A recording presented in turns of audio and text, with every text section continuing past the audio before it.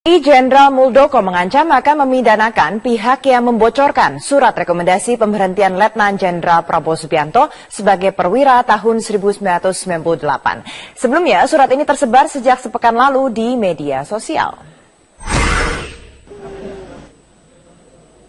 Seusai memberikan pengarahan kepada seluruh Pangdam di Mabes TNI di Cilangkap, Panglima TNI Muldoko mengatakan pembocor surat pemberhentian Letjen Prabowo Subianto harus dipidanakan. Dia juga mengatakan surat itu sendiri tidak pernah disimpan di Mabes TNI.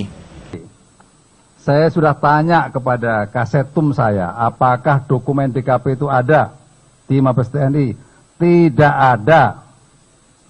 DKP, diulangi, dokumen DKP itu tidak ada di Mabes TNI. Saya sudah cek kepada Kasetum yang bertanggung jawab untuk mengamankan arsip-arsip itu. Kalau saya ditanya apakah itu benar atau tidak, saya sendiri belum pernah membaca DKP itu. Terus kejar itu.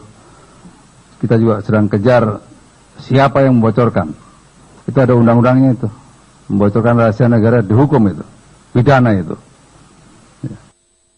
Sebelumnya Menteri Pertahanan Purnomo Yuskiantoro juga telah memastikan bahwa surat tersebut tidak tersimpan di Mabes TNI.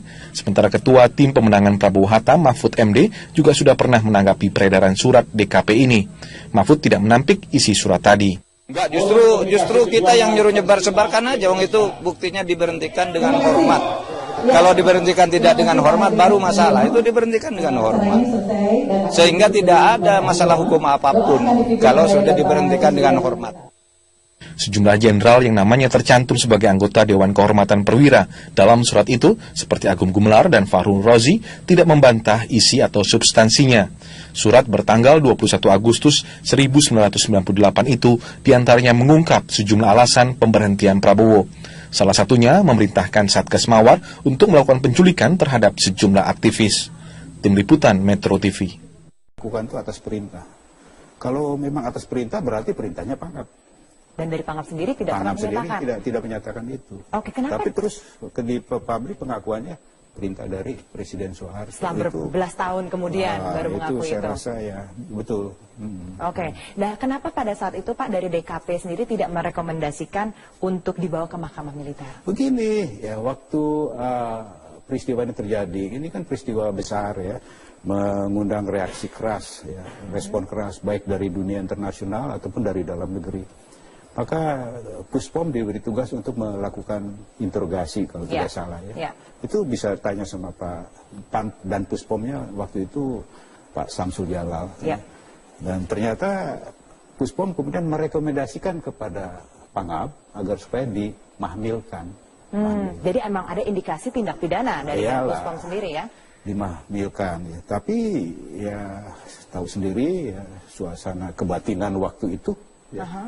Ya, yang namanya Prabowo itu kan mantu Pak Harto, mantu presiden ya. Jadi diperhalus lah, sudahlah selesaikan lewat DKP saja. Dibentuklah DKP, Dewan Kehormatan Perwira oleh Pangap. Ya, di mana ketuanya adalah Kasat. Ya, Pak Subagio HS itu. Anggotanya para letjen-letjen ini. Ya. Ya, ada Letjen Susilo Bambang Yudhoyono, ada Letjen Fahrul Razi, ada Letjen Agung Gumelar, ada Letjen Yusuf Karta, ada Letjen Jamhari Caniago, ada Letjen almarhum Ariku Maat ya. Yang akhirnya memberikan rekomendasi untuk diberhentikan pada saat itu. Ya, akhirnya rekomendasi dari setelah bekerja memeriksa kasus ini, DKP merekomendasikan agar supaya dia dipecat ya. Tetapi sekali lagi ya, karena statusnya sebagai mantu presiden waktu itu, mantu Pak Harto ya, diperlunak. Ya. Nah, berbicara soal diperlunak status ini, kemarin saya berbincang juga dengan Jenderal Purnawirawan Fahrul Razi, di mana mantan anggota Dewan Kehormatan Perwira, Jenderal Purnawirawan Fahrul Razi menyampaikan alasan pemecatan dari Prabowo. Dari aspek kode kehormatan perwira, Prabowo yang saat itu menjabat sebagai Danjen Kopassus melakukan banyak kesalahan, termasuk menggerakkan pasukan untuk melakukan penculikan. Kita simak bersama. Kalau dari aspek kode kehormatan perwira, maka dia memang kesalahannya banyak sekali. Dia melakukan penculikan, meskipun awalnya tidak diakui, tapi belakangan diakui.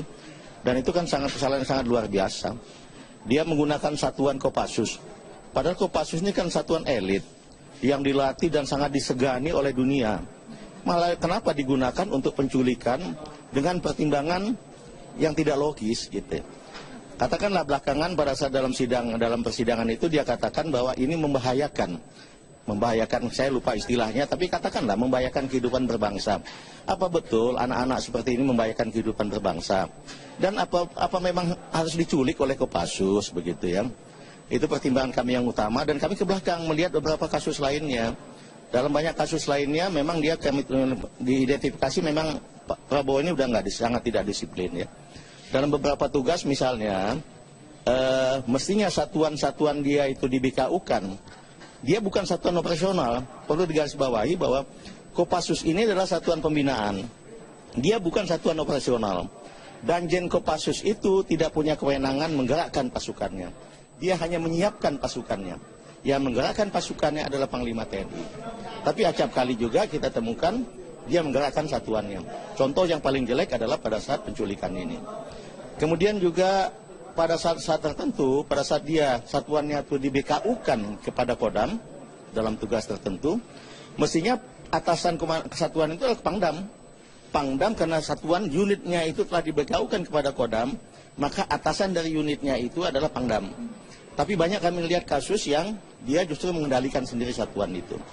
Dan itu sangat menyalahi sistem yang ada di TNI, dan saya kira di dunia manapun begitu ya. Dan beberapa kasus lainnya, termasuk misalnya dia sering tidak ada di tempat, tahu-tahu kita tanya kemana dia ada di sebuah negara tertentu begitu ya. Dan ini sangat tidak disiplin dan membahayakan. Apalagi terakhirnya pada saat dia melakukan penculikan itu. Penculikan pada saat itu terus terang saja kami hanya fokus kepada yang diculik yang sudah kembali. Kami tidak sedikit pun menyentuh yang hilang. Dari hasil itu saja kami anggap dia sudah sangat pantas dipecat. Tapi kami sepakat tidak menggunakan kata pemecatan. Nah, Pak, dari Pak Fahrul Razi sendiri tadi menyatakan sepertinya ada yang istimewa lah kalau dari sepanjang karir Prabowo di militer ini. Bapak kan dulu atasannya juga nih, atasan Prabowo. Betul ada itu Pak, adanya keistimewaan itu sebagai menantu presiden pada saat itu? Ada sekali memang ya. Banyak sekali keistimewaan atau privilege yang didapat oleh Pak Prabowo dengan statusnya sebagai mantu presiden. Termasuk menggerakkan satuannya sendiri. Itu kalau itu sih bukan itu sih sudah pelanggaran itu ya. Sudah indisipliner kalau itu sih. Kalau seperti yang katakanlah ya seorang naik pangkat ini kan ya kadang-kadang 3 tahun sekali. Ya, tergantung apa yang telah reputasi yang dibuat tuh. Ini pernah kalau tidak salah tidak sampai 1,5 tahun 3 kali naik pangkat. Yaitu karena statusnya sebagai mantu presiden ya. Baik. Itu yang tapi oke lah ya itu satu yang diterima atau yang dipunyai oleh dia. Tetapi sejauh bahwa tidak melakukan hal-hal yang di luar kewajaran sebagai seorang panglima, seorang perwira tinggi, saya rasa itu mungkin bisa dimaklum. Tapi apa yang disampaikan Pak Fahrul Razi itu semuanya seperti itu. Saya sendiri sebagai komandan waktu itu Danjen Kopassus ya, saya kena tegur sama Kasat deh. Kenapa tuh Pak? Kamu nih itu si Prabowo itu kalau keluar lapor nggak sama kamu, gitu kan? Ya saya lindungi lah, saya bilang lapor Pak, mana berani dia nggak lapor, saya bilang gitu kan. Tapi Bapak konfront langsung nggak dengan Prabowo? Saya panggil, lu mau pergi kemana sih Bo? Pergi deh lu. Tapi lu lapor sama gua dong, biar gua tahu lu di mana, gitu. Itu memang agak repotnya ya seperti itulah. Ya. Jadi tidak disiplin lah gitu ya Pak pada saat itu. Gitu. Oke. Nah Pak, seperti yang tadi kita bahas, kasus penculikan ini Bapak tadi mengatakan menyedot sekali perhatian publik, tidak hanya di Indonesia tapi juga di dunia internasional, dan sampai sekarang juga masih belum terungkap sebenarnya ya Pak. Berdasarkan persidangan atau tadi bertemu dengan Prabowo di Pertabri, kemana sih nih para aktivis itu Pak? Ya kalau sudah berapa tahun nggak ada ya berarti sudah nggak ada. Ya. Dikatakan nggak dengan Prabowo di mana mereka sekarang, di apa, penghilangannya bagaimana? Itu katanya ada yang mengaku tahu katanya. Pak Kiflan Zen. Coba Pak Kiflan Zen panggil ke sini deh. Coba minta dijelaskan. Katanya Pak Kiflan Zen tahu. kemana yang 13 orang ini.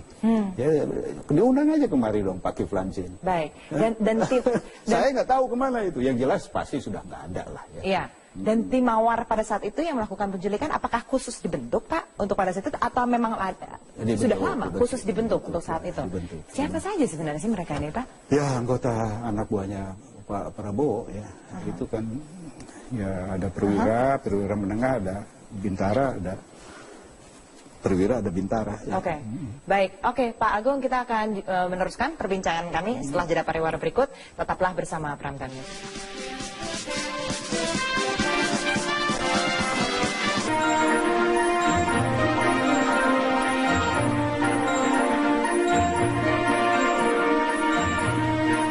Tiada pengikut yang salah, hanya pemimpin yang salah. Sekarang pertanyaannya, bagaimana Bapak ingin menyelesaikan pelanggaran hak asasi manusia masa lalu dan menjaga hak asasi dipertahankan pada masa datang? Dalam pelaksanaan tugas sebagai prajurit, manakala kita melaksanakan tugas dengan sebaik-baiknya, yang menilai itu adalah atasan. Jadi saya mengerti Pak, arah Bapak. Tidak apa-apa, tidak apa-apa, ya. Saya tidak apa-apa, tetapi saya ada di sini. Saya sebagai mantan prajurit telah melaksanakan tugas dengan sebaik-baiknya. Selebihnya atasan yang menilai. Apakah saya kan arah Bapak kira-kira gitu, bahwa saya tidak bisa menjaga HAM karena saya pelanggar HAM, kira-kira itu kan Bapak arahnya. Iya kan? Juru bicara tim pemenangan Prabowo Subianto Hatta Rajasa Nurul Arifin menilai beredarnya surat pemberhentian Prabowo sebagai perwira yang beredar sejak akhir pekan lalu merupakan kampanye hitam yang ditujukan untuk menyudutkan pasangan tersebut. Dia menuding kampanye hitam ini dilakukan oleh kubu Joko Widodo Yusuf Kala. Black campaign ini kita mulai identifikasi dari awal ya. Black campaign ini ada sejak mulai dari RIP kepada Pak Jokowi, kemudian pembakaran posko, kemudian isu Babinsa, dan terakhir adalah isu tentang surat DKP yang bocor ini. Ini semuanya kalau kita identifikasi kemudian akhirnya terbuka semua ke publik, yang membuat adalah kubu lawan sendiri. Pak Agung, katanya kubu lawan sendiri nih yang membuat nih akhirnya jadi terbuka semuanya tentang surat pemecatan. Yang pertama, masyarakat rakyat harus betul-betul paham dengan jelas ya, apa itu black campaign, apa itu negative campaign. Ya. Kalau black campaign itu tidak didukung oleh fakta. Ya. Jadi harus bisa membedakan antara fakta ya, dengan isu. Ya. Ini fakta yang sekarang ini kita. Kalau yang disampaikan sekarang ini, yang dibahas sekarang itu fakta yang terjadi pada tahun 98. Bukan isu, bukan black campaign. Baik. Bukan, itu mungkin negative campaign mungkin ya, merugikan. Oke, terus tadi ada penilaian bahwa tegas katanya kan. Ya, Pak Prabowo bilang harus tegas memimpin itu. Gini, saya ingin masyarakat juga lebih dewasa dalam mengartikan apa itu tegas. Tegas itu bukan berarti main pukul, bukan berarti main tendang, bukan berarti main lempar asbak, bukan berarti main tembak. Ya. Tegas itu dalam koridor hukum. Ya. Tegas itu adalah satu sikap berani mengungkap, berani mengambil tindakan terhadap mereka-mereka yang melanggar hukum. Ya. Siapapun yang melanggar hukum, Islamkah dia, Kristenkah dia, Hindukah dia, tukang becakah dia, wartawankah dia, wali kotakah dia, menterikah dia, presidenkah dia, siapapun melanggar hukum, proses hukum dia. Itu tegas. Tegas dalam koridor hukum. Kenapa? Karena hukum itu adalah sesuatu yang harus kita implementasikan. Ya. Bukan sesuatu yang bisa kita kompromikan. Itu tegas. Bukan tegas keluar dari mulut kebun binatang. Bukan itu tegas ya, jangan salah. Pak Agung, kita lihat di sini sekarang kan ini Jenderal Purnawirawan terbelah ya, mendukung Capres 1, Capres 2. Nah, bagaimana ini biar sikap netralitas TNI ini dijaga tetap solid sampai ke akar-akarnya? Karena kan ada isu Babinsa yang masuk ke kelurahan, masuk ke desa untuk mendukung Capres tertentu. Ada yang juga ketakutan nantinya ada pergerakan massa jika salah satu Capres kalah dalam pertarungan nanti. Ini di sini sebetulnya satu ujian buat adik-adik kita nih, di saudara-saudara kita di TNI dan Polri. Ya. Pertama, tahun 98, ya, reformasi yang jadi sasaran utama adalah ABRI, TNI dan Polri serta Golkar. Mengapa? Karena banyak sikap laku ABRI, sikap tindak ABRI yang pada saat sebelum 98 yang di luar koridor jati dirinya, menyakiti rakyat, ya. Kemudian berjaket kuning, ya. Itu tindakan-tindakan yang di luar koridor jati diri ABRI. Maka terjadilah reformasi, terjadilah hujatan kepada, cercaan kepada ABRI. Ya. Nah, kalau sudah tahu itu penyebab kita dicerca, reformasi mengatakan jangan lagi itu kita lakukan. Baik. Jadi sikap netral itu betul-betul harus menjadi pedoman, pegangan bagi TNI dan Polri. Itu ujian pertama buat TNI dan Polri saat sekarang ini. Sikap netral.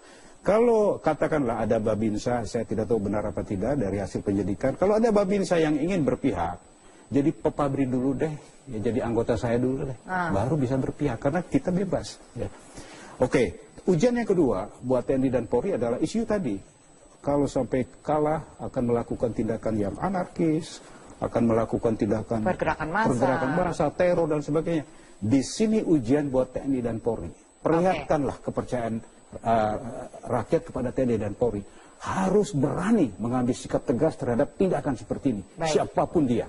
Baik, Pak Agung, sebelum kami tutup, dalam Pilpres ini, Bapak secara pribadi, bagaimana Pak Bapak melihatnya? Siapa yang Bapak dukung ini dan kenapa? Saya sudah sampaikan kepada pengurus di Pepabri, anggota di Pepabri, bebas. Anda semua bebas memilih sesuai hati nurani, sesuai dengan keyakinan masing-masing. Kalau saya memilih si A, Anda memilih si B, itu bebas. Perbedaan ini, perpecahan ini sifatnya sementara. Besok selesai pemilu, selesai Pilpres, bersatu kembali. Siapapun jadi presiden, yes sir. Nah, kalau sekarang ditanya pribadi saya yang punya hak memilih dan bebas, bebas saya akan memilih Joko Widodo. Mengapa? Ya, karena begini, ya, pembangunan perlu kesinambungan, kan begitu toh? Jadi seorang pemimpin yang harus kita cari ke depan adalah seorang pemimpin yang punya tekad kuat, keinginan kuat untuk melanjutkan apa yang sudah baik yang dilakukan pendahulunya. Dan meninggalkan apa yang tidak baik yang dilakukan pendahulunya tanpa caci maki, tanpa hujat menghujat. Baik. Dan saya lihat figur Jokowi jadi gubernur di DKI, telinga saya tidak pernah mendengar dia menjelek-jelekan Fauzi Bowo, dia mengkritisi kebijakan lama. Itu saya tidak mendengar. Itu alasan pertama. Alasan kedua, ya, era global itu era kompetitif. Peran pemerintah itu akan semakin melayani, menjadi melayani, memfasilitasi, regulator. Ya. Jadi peran swasta yang akan mengemuka. Kalau kita ingin meningkatkan ekspor, kita harus tahu siapa pemeran utamanya, eksportir. Ya. Tugas pemerintah adalah berdayakan mereka, fasilitasi mereka. Dan Anda lihat Jokowi bisa melakukan. Jadi, ya, pemimpin ke depan yang harus kita cari adalah pemimpin yang bisa jadi kepala pelayan masyarakat. Baik. Bukan yang arogan lagi. Ya, gitu. Pak Agung Gumelar, terima kasih banyak atas waktu Anda bersama dengan kami.